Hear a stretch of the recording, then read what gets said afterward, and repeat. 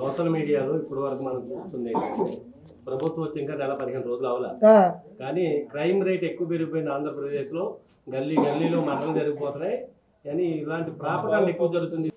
చనిపోయే ప్రతి వ్యక్తి వెనక జగన్మోహన్ రెడ్డి రాక్షసత్వం ఉంటుంది. జగన్మోహన్ రెడ్డి గంజాయి ఇచ్చి మనుషులను చంపించేసి అతనే వచ్చి పరామర్శిస్తాడు. ఎప్పటి వరకు జరిగిన వినాలా, ఎక్కడ వరకు అడగ వినాలా, అది ఇటు వచ్చి అందరం కలిసి మాట్లాడదాం. ఒకటి చెప్తున్నా, నా మాట నమ్మండి, ఎప్పటి వరకు జరిగిన ప్రతి హత్యలో జగన్మోహన్ రెడ్డి రాక్షసత్వం ఉంది, జగన్మోహన్ రెడ్డి ప్లాన్ ఉంది. జగన్మోహన్ రెడ్డి కోసం ప్రాణాలు ఇవ్వడానికి సిద్ధంగా ఉన్నారో లేదో నాకు తెలియదు, కానీ వాళ్ళ ప్రాణాలని బలి తీయడానికి జగన్మోహన్ రెడ్డి సిద్ధంగా ఉన్నాడు. మనం 2 గ్లాసులు తాగితేనే పిల్లల దగ్గర చెప్తూ కొట్టించుకుంటాం, ఏం మాట్లాడో మనకే అర్థం కాదు. అలాంటిది గంజాయి తాగితే వాడు ఏం ప్రవర్తిస్తాడో, వాడు ఎలా ప్రదర్శిస్తాడో మనం 4 రోజులు ఉంటుందంట ఒక గంజాయి తాగితే, అంత వేసుకుంటే నోట్లో. అలాంటిది కత్తితో నరకుతున్నా కూడా బాధ భయం ఉండదు. ఆ రక్తం చూస్తే మన కళ్ళు తిరగవు. మనం ఏదో పబ్జీ ఆడినట్టు, ఏదో ర్యాపిడ్ ఫైర్ ఆడినట్టే ఉంటుందంట. అది నాకు కూడా తెలియదు, నేను ఇప్పుడు తాగలేదు. ఎవరు? నేను కూడా చెప్తా, ఢిల్లీ మా నాయింది, మా సన్న అయింది, నాది అయిపోద్ది. అదే మాటలు 100 చెప్తా, నా పోయినాటు 175 అన్నాడు. ఏదే యాడికి పోయినాడు? ఏమయ్యా 175 సీట్లలో by 10 equal to 17.5 equal to 18 seats ఉండాలా. 10% సీట్లు మనం గెలిస్తే ప్రతిపక్ష హోదా వస్తుంది. అది రాజ్యాంగంలో ఏ చంద్రబాబు అడిగినా చెప్తాడు. నాకు ప్రతిపక్ష హోదా కావాలని ఆడస్తాడు కింద పడి. చాక్లెట్లు అడుగు. అవునబ్బా, రెండో బలమైన పార్టీ అంటే సీఎం పదవి తీసుకో. చంద్రబాబు నాయుడు గారు ఇంకేదైనా కుప్పంకు పోయి ఏదైనా పాపము ఏదైనా చిన్న పని చేసుకుంటాడు. ఏమయ్యా అలాంటప్పుడు ఎన్నికలు పెట్టడం ఎందుకు, ఎలక్షన్లు పెట్టడం ఎందుకు, క్యాంపెయిన్ చేయడం ఎందుకు, పాటలు కొట్టించి జబ్బుకు జగనన్న జగమంతా ఎందుకు పెట్టాలా? బలమైన పార్టీ అయితే నువ్వే ప్రెస్ మీట్ పెట్టుకొని, నువ్వే ఒక అసెంబ్లీ కట్టుకొని, నువ్వే మీ వాళ్ళని పెట్టుకొని డబ్బులు వేసుకొని కొట్టుకో. ప్రతిపక్ష హోదా అంటే బై 10% సీట్లు ఉంటేనే వస్తారు. అతనికి వచ్చిన 11 సీట్లకి కనీసం తెలంగాణ అసెంబ్లీలకు కూడా ప్రతిపక్ష హోదా లేదు అతనికి. ఎవరు వికిలుగా అన్నారు? అతను వికిలుగా చేశాడు కాబట్టి నేను వికిల్ అన్నా. ఇప్పుడు నీ పేరు ఏంది? నేను గోపి అనే పిలుస్తా. అతను వికిల్ చేశాడు కాబట్టి నేను వికిల్ చేస్తానే అంట, దానికి ఇంకో పేరు లేదు. నేనేను అలానే చేస్తాను. ఒక మనిషి గురించి విమర్శించేటప్పుడు, ఒక మనిషి గురించి పరామర్శించేటప్పుడు ఒక మాట మాట్లాడుతున్నా, అదే చంద్రబాబు నాయుడు గారిని పట్టుకొని మాట్లాడలేదా? ఆయన శరీరం గురించి మాట్లాడలేదా? అప్పుడు ఏం చేస్తున్నావు నువ్వు? అప్పుడే ఎందుకు ప్రశ్నించలేదు? ఆ రోజు వైఎస్ జగన్మోహన్ రెడ్డి కావచ్చు, వాళ్ళ పార్టీ కార్యకర్తలు కావచ్చు, భువనేశ్వర్ గారి గురించి ఆ రోజు మాట్లాడుతూ ఉంటే మీ నోరు ఏమైపోయింది? నేను ఈరోజు ఆయన చేసే విధానాన్ని చూపిస్తే రక్తం మరిగిపోతుంది. ఆ రోజు భువనేశ్వర్ గారిని పెట్టుకొని నిండు సభలో ఒక ఆడ మనిషిని సంస్కారంగా మాట్లాడిన వ్యక్తులు ఆ రోజు వల్లభనేని వంశీ మాట్లాడిన మాటలు నా నోటుకుండా చెప్పాలా? ఆ రోజు ఎందుకు ప్రశ్నించలేదు? ఒక బాడీ ఇలా చేస్తాడంటేనే రక్తం మరిగిపోతున్నప్పుడు ఆడవాళ్ళ గురించి మాట్లాడుతున్నప్పుడు ఏం చేస్తున్నావు నువ్వు? ఆ రోజు జగన్మోహన్ ముందాయ్యావా? ఆంధ్రప్రదేశ్కు ముందా పడుకున్నావా ఏంది? రాయపోటు అరుణ్ గారి గురించి వర్రా రవీంద్ర రెడ్డి పెట్టిన కామెంట్లు చూపిస్తా, వాడికి సమాధానం చెప్పు. రా నా పక్కన కూర్చో, ఇద్దరం కూర్చున్నావు. శ్రీరెడ్డి పెట్టిన బూతులు నీకు నేను వినిపిస్తా. నువ్వు జస్ట్ నేను ఇలా అంటేనే నీ ఫీల్ అయిపోయినప్పుడు ఆడ మనిషిని అవయవాల గురించి, ఎస్పెషల్లీ రొమాన్స్ గురించి నేను ఇట్టంటే వచ్చిందా? రా నేను చూపిస్తా. నువ్వు నేషనల్ మీడియాని తీసుకొస్తావు, నువ్వు నాతో ఎదురుగా కూర్చో, నేను మాట్లాడడానికి ఒక్కదాని సమాధానం చెప్పు నాకు చూద్దాం. బాడీ షేములు నీకు బొళ్ళు రండి సార్, బొళ్ళు వచ్చింది, గంట కూర్చోలేవు నువ్వు, ముసలి నా కొడక అన్న. వినండి సార్, ఏం తప్పే జరిగింది తెలియాలి కదా ప్రజలకి. ఆయన అడిగాడు, నేను సమాధానం ఇవ్వాలిగా. నేను తప్పించుకుని వెళ్ళాల్సిన అవసరం ఏమన్నా? మామూలు బూతులు ఈ రోజు కాదండి, రేపైనా అవే మాట్లాడతారు అసెంబ్లీలో వాళ్ళు. ఈ రోజుతో ఆగిపోతుంది. వెన్నుపోటు పొడిచాడు, గుండెపోటు, ఈ రోజుతో ఇవి ఆగబో. నన్ను అడిగాడు కాబట్టి నేను ప్రశ్నిస్తుండా. చంద్రబాబు నాయుడు గారిని వయసు తారతమ్యాలు లేకుండా ఎన్ని బూతులు మాట్లాడినారో. పవన్ కళ్యాణ్ గారి గురించి 3 పెళ్ళిళ్ళు మాట్లాడుతుంటే ఏమైపోయింది? 3 పెళ్ళిళ్ళు సభ్య సమాజంలో ఆయనకు నచ్చల, విడాకులు తీసుకున్నాడు, బయల్లా లాయర్ని పెట్టుకున్నాడు. వాళ్ళు పడ్డారు, వాళ్ళు ఏదో పెళ్లి చేసుకున్నారు, పిల్లకాయలు కనుక్కున్నారు. ఏదో బుల్లెట్ తగులుతుంటే హీరోకి చివరిలో నొక్కుతుంటారు చూడు, అక్కడ నొక్కితేనే హీరో కింద పడుతుంటాడు. ఈరోజు ఏమైంది? ప్రెషర్ కుక్కర్ పేలింది. పవన్ కళ్యాణ్ గారికి 100% వచ్చింది. వైఎస్ జగన్మోహన్ రెడ్డి గంజాయిని ప్రేరేపించే ఈరోజు ఈ విధంగా జరుగుతున్నాయి. నేను ఎప్పుడూ ప్రెస్లో ఎవ్వరు ఏ సమాధానం అడిగినా నేను నిలబడే చెప్తా. నాకు తెలియదు అనేదంటే ఏది ఉండదు. మీరు ఏదైనా అడగండి. జగన్మోహన్ రెడ్డి అన్నారు, జగన్మోహన్ శ్రీరెడ్డి నన్ను అనిందయ్యా, మా ఇంట్లో ఆడవాళ్ళని అనిందయ్యా. నేనేమన్నాను? వేమిరెడ్డి గారి గురించి తప్పుగా మాట్లాడితే ప్రసన్న కుమార్ రెడ్డి నేను మాట్లాడినా. ఎవరు దేనికి గుర్తించాల్సిన సమయంలో అధికారంలో ఉండేవారు. ఇప్పుడు పోయిన తర్వాత ఏమిస్తారు?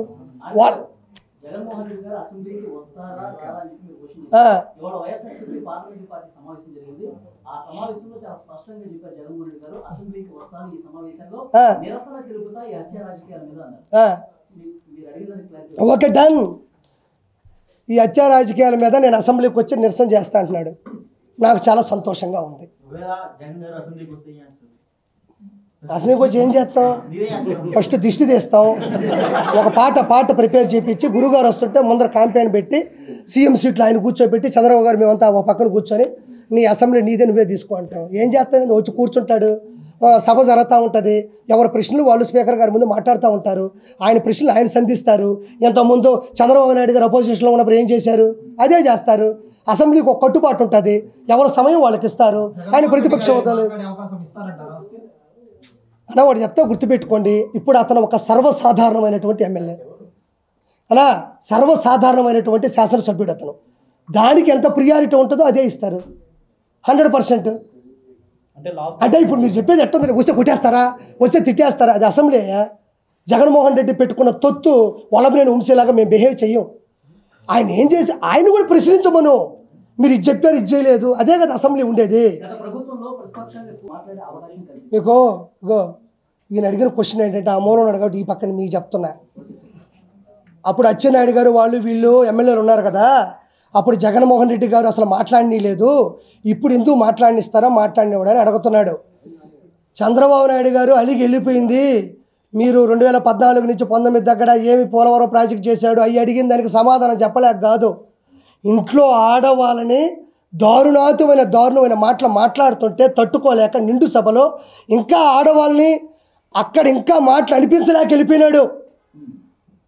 చట్టసభ అనేది ఎలా జరగాలంటే, అసెంబ్లీ అనేది ఎలా జరుగుతుందంటే వీళ్ళకో సమయం ఇస్తారు, వాళ్ళకో సమయం ఇస్తారు, వీళ్ళు మాట్లాడాలి.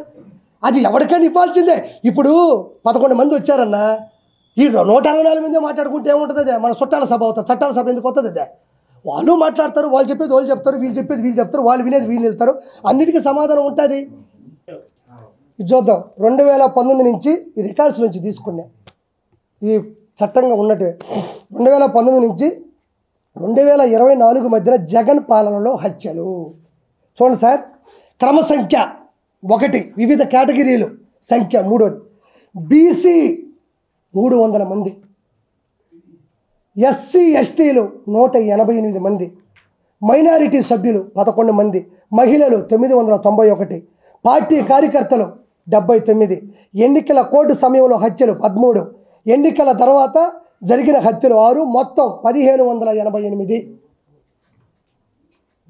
ఇది 2019 నుంచి 2024 వరకు కూటమి గెలిచిన చివరిలో కావచ్చు, దాని ముందు వరకు జరిగిన వివిధ రకాల క్యాస్టులు కానీ ఒక క్రమ సంఖ్యలో 1588 హత్యలు వైఎస్ జగన్మోహన్ రెడ్డి క్రమంలో జరిగినాయి.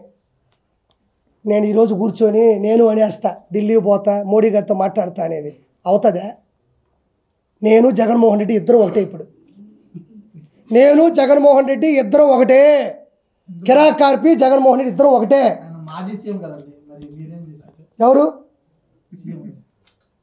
ఇప్పుడు మాజీ సీఎం అయితే, మాజీ ఉంటే ఎంత తేడా వస్తుంది తెలుసు నీకు? ఇప్పుడు నేను మాజీ సీఎం అంటున్నాడు అన్న. ఇప్పుడు అవును నేను అంటున్నానబ్బా, నా ఆలోచన దృష్టిలో జగన్మోహన్ రెడ్డి నేను ఒకటే. నేను ఏం చేయలేడు, ఆయన ఏం చేయలేడు. ఏమన్నా చేస్తే ఇంకో ప్రెస్ మీట్ పెడతా, నేనే మాట్లాడతా. ఏమీ చేయలేడు. చింతకాయలు కూడా రాలవయ్యి చెప్తున్నాడు కదా. మనిషి చచ్చిపోతే 15,000 ఇచ్చారా, 15,000 ఇచ్చారా, 15,000 ఇచ్చారా? అక్కడ తెలియదా మనిషి వ్యక్తిత్వం ఎలా ఉంది, సైకలాజికల్గా ఎలా ఉంది? గుర్తుపెట్టుకో, ఇంకో 3-4 మంత్స్లో జగన్మోహన్ రెడ్డికి శస్త్రచికిత్స ఎర్రగడ్డలో కావాలి. ఇప్పుడు నుంచే టోకన్ తీసుకుంటే చాలా మంచిది, అందులో నో డౌట్. సీఎం పదవి జగన్మోహన్ రెడ్డి గారికి ఎక్కడికైనా వెళ్ళాలన్నా పరదాలు కట్టుకుని అక్కడ చెట్లన్నీ చేశారు. అవును, నిన్న అదేం లేదు. మరి ఎలా వెళ్ళారు? ఏది నిన్న వినుకొని వెళ్ళారు కదా సార్. ఇప్పుడు పరదాలు లేవని ఎవరు చెప్పారు మీకు? పరదాల్లో లేకపోతే 10 మంది ప్రెస్ మీట్ పెట్టి మాట్లాడుతున్నప్పుడు మధ్యలో మాట్లాడితే తటకన కోపం ఎందుకు వస్తుంది? నీకు అది పరదాలు కాదా? 10 మంది ఉన్నారా ఇక్కడ? ఇదిగో ఇవన్నీ ఉండవు. ఇదిగో ఇక్కడ మాహా ఉంది, బిగ్ టీ ఉంది, TV5 ఉంది, ABN ఉంది. మీరు నాతో మాట్లాడుతూ ఉన్నారు. నేను గబగబ మీకు చెప్పేసి మీరు నన్ను ప్రశ్నించే లోపల నేను వెళ్ళిపోతే అది పరదాలు కాదా? పరదాల మాట బతకడం కాదా? అక్కడ పోయినాడు, ఏం మాట్లాడాలా? కాసేపు ఏడవాలి కదా, యాక్టింగ్ అన్నా చేయాలి కదా. పోయిన దానికని యాడ్ చేసినాడా? యాక్టింగ్ అంటే నేనేం తప్పు అనడంలే, కనీసం పోయిన దానికి మన బాధ వచ్చినా బాధ రాకపోయినా ఎంతో కొంత బాధ రావాలి కదా. అది కూడా చేయలేదు కదా. రాష్ట్రపతి పరిపాలన రాదు వాడు చెప్తా ఉన్నాడు. ఫైనల్గా ఇంతసేపు ఉన్నంత వరకు నేను గర్వంగా ఫీల్ అవుతున్నా. ఫైనల్గా ఏంటంటే అతను 2019 నుంచి 2024 వరకు 151 మంది ఎమ్మెల్యేలు, అంటే ఒకరు వెళ్ళిపోయారు, కోటరెడ్డి సీతారెడ్డి గారు, ఆయన నచ్చక తీసేయండి. ఏ 150 చిల్లర ఎంతమంది అయితే ఉన్నారో వాళ్ళు ప్రతి ఒక్కరూ అవినీతి చేశారు కొన్ని వేల కోట్ల రూపాయలు. వాళ్ళు ఏమనుకున్నారంటే రాబోయేది మనమే, రాబోయే 30 సంవత్సరాలు మనమే అని ఏ తప్పును కూడా కప్పి పెట్టే ప్రయత్నం చేయలేదు, కప్పి పెట్టలేదు, అలా వదిలేశారు. To be continued. ఇప్పుడు నేను చెప్తున్నా, ఈ 5 సంవత్సరాల్లో 150 మంది ఎమ్మెల్యేలు జైలుకి వెళ్ళబోతున్నారు బైలా. నాకు తెలుసు, నెల్లూరులో నేను చూశాను, యంగడగిరిలో చూసా, సూర్యాపేట చూసా, కోవూరు చూసా, కావలి చూసా, ఆత్మకూరు చూసా. 150 మంది వెళ్ళబోతూ ఉన్నారు. మీరు అడిగిన దానికి ఒకటే, ప్రతి ఒక్కరూ అవినీతి చేశారు వాళ్ళు. ఇప్పుడు పవన్ కళ్యాణ్ గారికి ఇంటెలిజెన్స్ రిపోర్ట్ ఇచ్చి థ్రెట్ ఉంది, మరి నీకు లేదా అన్నాడు. ఆయనకే ఉన్నప్పుడు నాకు ఎందుకు ఉండదు? ఏమి స్వామి, అంతమంది బాడీ గార్డులు ఆ విధంగా క్యాడర్ పెట్టుకొని ఆయనకే ఉన్నప్పుడు నాకెందుకు ఉండదు? నన్ను మెడయించి చంపుదాం అనుకుంటారు. ఆ దైవ సంకల్పం నా సంకల్పం కాబట్టి బతుకున్నాను అంతే. ఇది 100% కరెక్ట్, అందులో నో డౌట్. సరే, లాస్ట్గా నిన్న జగ్గిరెడ్డి గారు ఎక్కడెక్కడి నుంచో తిప్పుకొచ్చి చిరంజీవి గారి ఫ్యామిలీ కట్టించారు ఏదో సంగారెడ్డి నుంచి. ఏంటి ఎక్కడ ప్రపంచంలో ఏది జరిగినా అది చిరంజీవి గారి ఫ్యామిలీకి ఎందుకు తగ్గిస్తారు? ఏముందలేండి, ఇప్పుడు ఒక మనిషి మీద ఇగో ఉండొచ్చు. ఇప్పుడు ఆయన పార్టీ పెట్టి వెళ్ళిపోయినా కూడా ఏమి అంత అజాత శత్రువుగానే ఉన్నాడు తప్ప ఎవరు మమాట అనేది లేదు. కాబట్టి 4 మాటలు మాట్లాడితే తగిలిస్తే బాగుంటుందని ఉద్దేశం. అంటే పోసాన గారికి చిరంజీవి గారికి ఏం సంబంధం? శ్రీరెడ్డి చిరంజీవి గారికి ఏం సంబంధం? అనవసరమైన సంబంధాలన్నీ ఆడాడే జరుగుతుంటాయి. ఆడ బీఆర్ఎస్కి టీడీపీ, మన బీఆర్ఎస్కి వైఎస్ఆర్సీపీకి ఏం సంబంధం? వాళ్ళ కడుపు మండింది కాబట్టి వాళ్ళకి